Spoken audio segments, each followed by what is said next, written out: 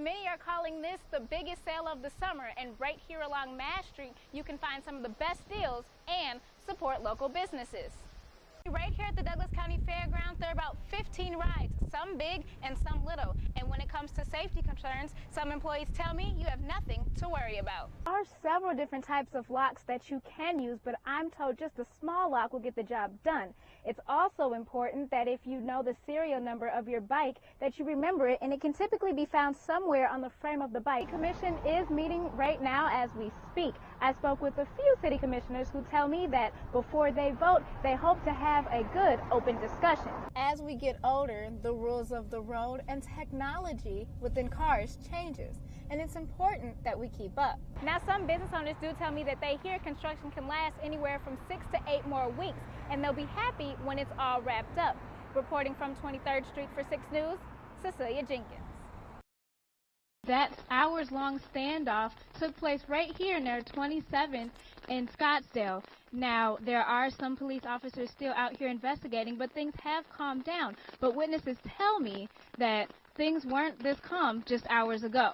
This dude is holding an assault rifle. What do we got going on in the burbs today? That's Eric Jarrell, who shot cell phone footage as Lawrence police officers approached a home with guns drawn in a potentially dangerous standoff in southwest Lawrence. I had asked an officer what was going on, and he basically said that there was a dangerous situation happening involving a child and a weapon. So we weren't exactly sure what was going on, but they said we were not allowed to come home. According to officers, what initially began as a welfare check turned into an hours-long standoff. Regarding a subject who was possibly suicidal, we'd received information that he possibly was armed with a long gun, and that prior to our arrival earlier in the night, maybe he had shot off some rounds. Armed and dressed for a dangerous situation, police alerted schools, leaving Sunflower Elementary and Southwest Middle School on lockdown. Officers were eventually able to de-escalate the situation and arrest the suspect. He came out, put his weapon down, and was taken into custody. And activity in the area resumed back to normal. And so everybody worked really well together today, and luckily, you know, there was no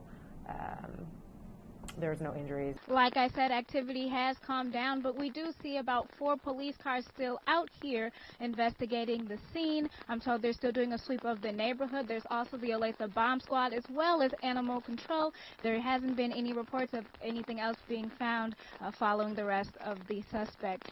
Live from 27th in Scottsdale, Cecelia Jenkins. The Disability Rights Center of Kansas held a press conference and rally to share personal stories of how some will be affected without Medicaid. The organization is made up of seniors, people with disabilities, and advocacy groups who wanted their voice to be heard today.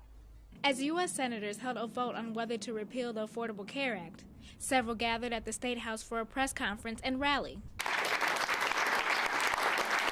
We're here to save Medicaid and to shine a light on the fact that the House and Senate versions of the repeal and replace bills would do huge damage to Medicaid. Rocky Nichols with the Disability Rights Center of Kansas says this event is meant to support and give a voice to those who will be affected the most by cuts to Medicaid. Medicaid is so important, it shouldn't get lost in the Obamacare, Trump care debate. I wanted to add a little bit of a personal spin to it.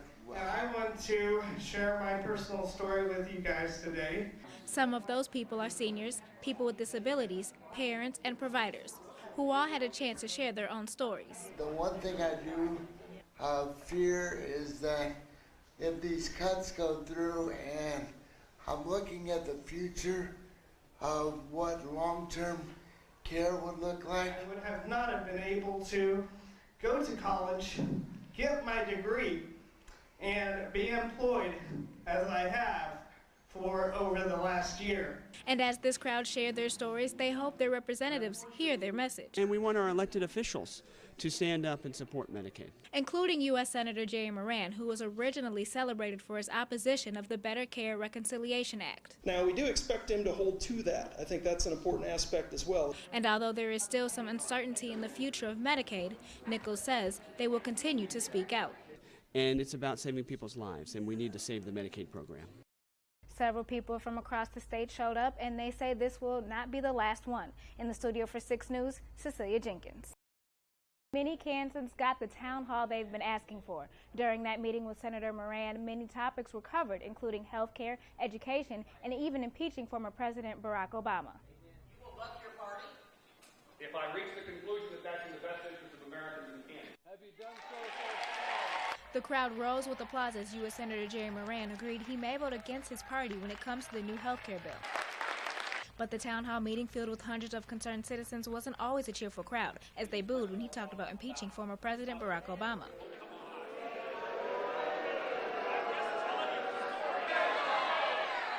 It took courage for him in light of all the negativity that he faced, that he came out to at least speak to us and answer some of our questions. In Senator Moran's first town hall meeting in Johnson County this year, many were eager to talk about his opinions on health care. I've always said repeal and replace or improve, whatever the word is, fix. He has a misidea of the Affordable Care Act.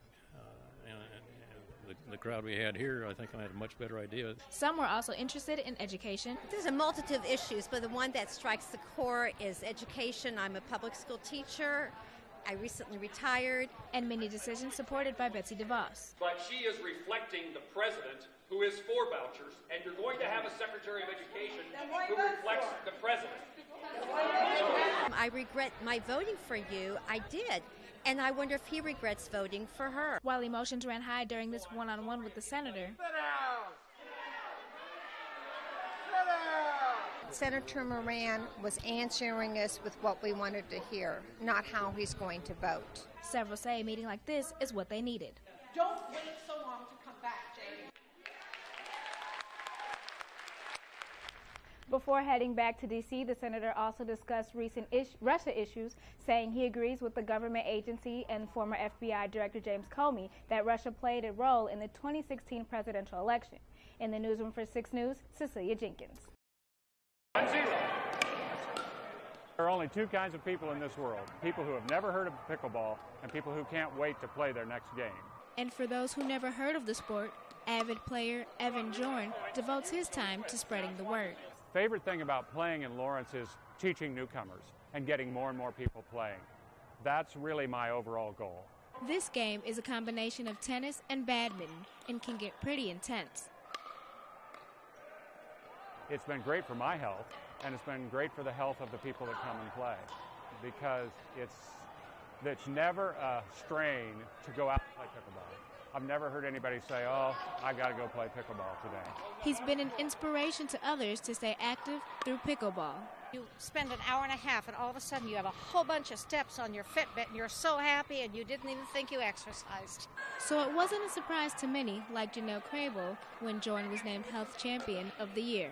And really an ambassador for this whole sport, which is, as you can see, mostly a sport for people about my age, and we needed a sport. But Jordan says he's just always looking for someone new to enjoy the sport with. Very humble about that, because I never set out to improve the health of the community. I set out to just play pickleball, and as I said before, have people show up to play with. He is very, very good. I love him. He's my partner. I don't like to play against him so much. Whether you're an experienced player or a beginner, Jordan says there's only one way to know if you're playing right. I tell people, if you're not laughing, you're not doing it right. A sport that brings lots of joy while staying fit at the same time. Reporting for 6 News, I'm Cecelia Jenkins.